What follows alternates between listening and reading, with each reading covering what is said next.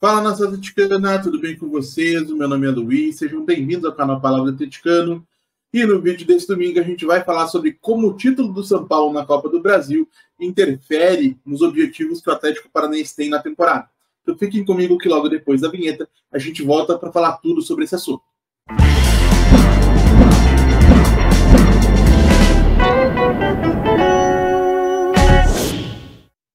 E se você está chegando agora, eu peço que deixe seu like, se inscreva no canal, acione o sininho para receber notificações a cada novo vídeo publicado, compartilhe o conteúdo em redes sociais, grupos de WhatsApp e Telegram sobre o Atlético Paranaense, porque assim você faz com que mais gente conheça o conteúdo produzido por aqui e ajuda a fortalecer esse nosso projeto. Então vamos lá para falar não de São Paulo 1, Flamengo 1 especificamente, mas de como esse resultado reflete nos objetivos do Furacão no restante da temporada. Porque, como vocês sabem, algumas competições concedem vagas diretas na fase de grupos da edição seguinte da Copa Libertadores da América.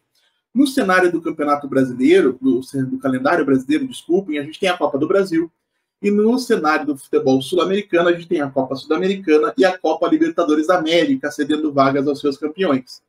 No Campeonato Brasileiro, como vocês também devem saber, os 4 primeiros colocados recebem, pelo regulamento, uma vaga direta na fase de grupos da Copa Libertadores do ano seguinte, enquanto o 5º e o 6º colocados se classificam para a disputa da chamada pré-Libertadores. E não foi incomum nos últimos anos que o fato de clubes brasileiros conquistarem a Libertadores e a Sul-Americana, e evidentemente também a Copa do Brasil, acabar alargando esse número de vagas e transformando esse G6 em um G7, em um G8, inclusive em um G9. Não foi incomum a gente ver isso nos últimos anos. E nessa temporada, o título do São Paulo acaba mudando um pouco esse cenário. E explico para vocês, se vocês pegarem a tabela de classificação do Campeonato Brasileiro, hoje o São Paulo tem 28 pontos conquistados em 23 partidas.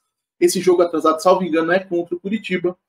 E o Atlético tem 40 pontos conquistados em 24 jogos. Isso significa que mesmo que o São Paulo vença esse jogo atrasado, ele estaria ainda a 9 pontos do Atlético Paranaense na tabela, o Atlético sendo o 6º colocado, muito mais distante ainda de um Botafogo que lidera, e com uma vaga na Libertadores já assegurada, existiria muito pouco para o São Paulo lutar no restante da temporada, além, evidentemente, de assegurar os 45 pontos necessários para se salvar de maneira definitiva de qualquer risco de queda para a segunda divisão, que é uma coisa que, imagino, não passa pela cabeça de ninguém.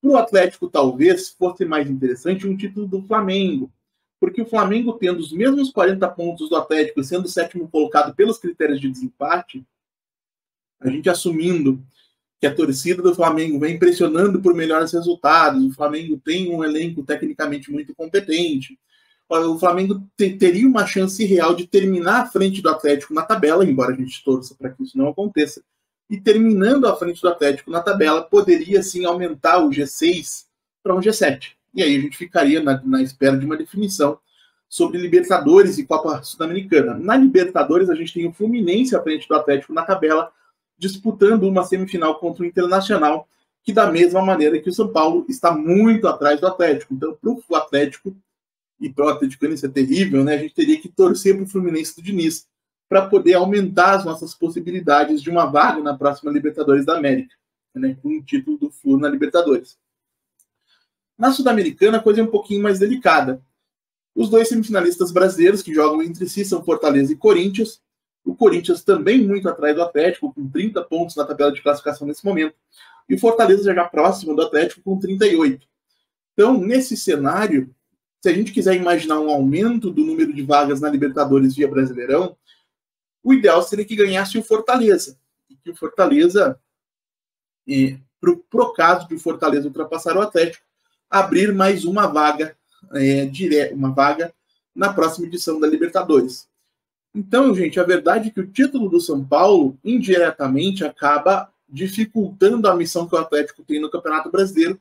Missão essa que já não era considerada tão simples desde a lesão do Vitor Roque, que é um jogador que vai ter a sua falta extremamente sentido, é um dos melhores atacantes, se não o melhor atacante em atuação no futebol brasileiro hoje. E não digo que a gente tenha que lamentar, porque a verdade é que o Atlético acabou se colocando nesse cenário de ter que brigar por uma vaga na Libertadores no Campeonato Brasileiro por sua própria conta, inclusive pela nossa própria incapacidade de avançar na Libertadores enfrentando um adversário limitado, competitivo, mais limitado como era o Bolívar. E agora, com o elenco que o Atlético tem, com a capacidade técnica que tem esses jogadores, a gente espera que eles engrenem em uma sequência de bons resultados, mas principalmente que eles se estabilizem como uma equipe que joga um bom futebol, porque bom futebol traz bons resultados, para que o Atlético possa somar pontos e via Brasileirão, independentemente de G6, G7, G8 ou G9, o Atlético possa garantir uma vaga preferencialmente direta na fase de grupos da Libertadores da América 2024. E como a gente já conversou aqui em outros momentos, para um time em franca ascensão no cenário do futebol brasileiro e sul-americano, é fundamental a participação anual na Libertadores, tanto pelo aspecto financeiro, quanto pela exposição e atratividade que a competição exerce no momento de você buscar a contratação de novos jogadores. Então, o Atlético, que fez uma partida somente razoável contra o Internacional dentro da Arena, precisa dar um passo adiante. Precisa dar um passo adiante em termos de desempenho, precisa dar um passo adiante em termos de futebol, precisa conquistar o apoio e a confiança do torcedor, que, quando conquistados, acabam lotando a Arena e servindo como combustível para que essa equipe se torne ainda mais forte.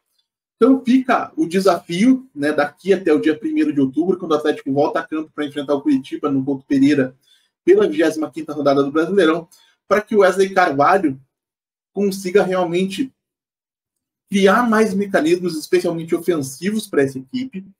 E só um minutinho.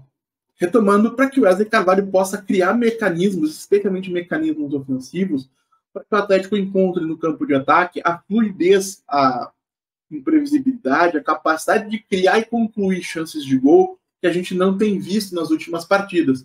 Isso passa, lógico, pela acomodação do Bruno Zapelli na equipe titular, passa por uma escolha da formação que mais se adequa ao grupo de jogadores que o Atlético tem, passa pela questão se nós devemos retomar o posicionamento que o Christian assumia antes de estar lesionado. Existem N fatores que a comissão técnica vai ter que avaliar nos treinamentos e tomar boas decisões para que o Atlético se torne, dentro de campo, o time capaz de competir no nível que a torcida espera que ele compita por conta da qualidade dos jogadores que tem. Então a gente vai aguardar e torcer, logicamente, todos nós somos torcedores, né, para que o Furacão dê uma resposta positiva e conquiste essa vaga na próxima Libertadores. Então é isso, gente. Eu agradeço pela audiência e pela paciência de vocês. Peço mais uma vez que deixem um like, se inscrevam no canal, compartilhem o conteúdo nas redes sociais. A gente volta a falar de Atlético Paranaense amanhã aqui no canal Palavra do Atleticano. Muito obrigado mais uma vez pela atenção de todos e até a próxima.